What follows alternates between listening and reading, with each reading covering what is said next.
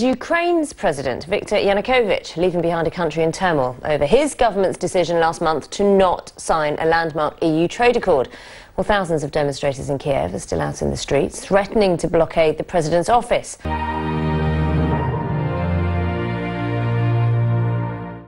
This was the day when the crowds marched from Independence Square to Ukraine's parliament. And this is what stopped them. If the protesters thought the police had abandoned the streets of central Kiev, they were forced to think again. So the crowd waited in the street outside Parliament and sang the national anthem.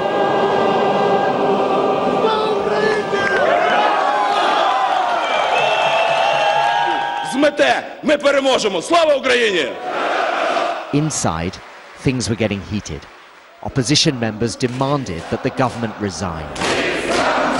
This is a stolen country, and it has been stolen by Viktor Yanukovych and your disgraceful party of regions. You are splitting the country. But when it came to the vote, the opposition didn't have the numbers. The government survived the motion of no confidence.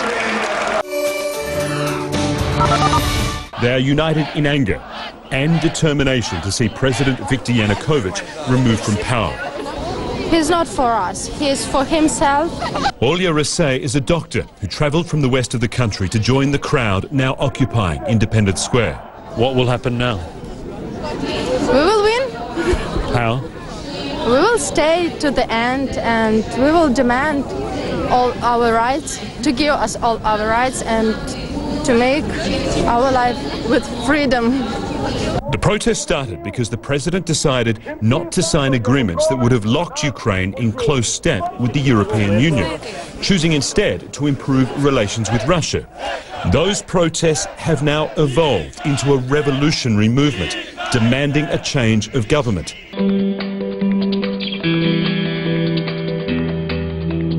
Women from among the Ukrainian anti-government protesters brought hot drinks and snacks as a peace offering to the riot squad.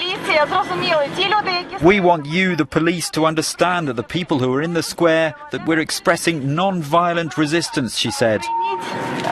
Please accept some hot tea, biscuits and sandwiches, all we can give you to make you feel better.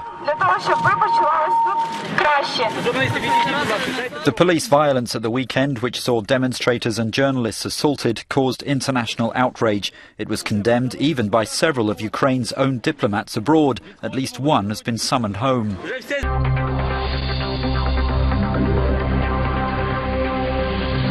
Dozens of people were injured during weekend clashes between protesters and police. The White House has already called the violence unacceptable. Now NATO foreign ministers have added their voices.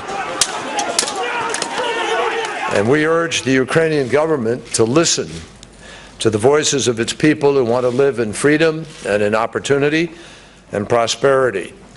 And we urge all sides to conduct themselves peacefully. Violence has no place in a modern European state.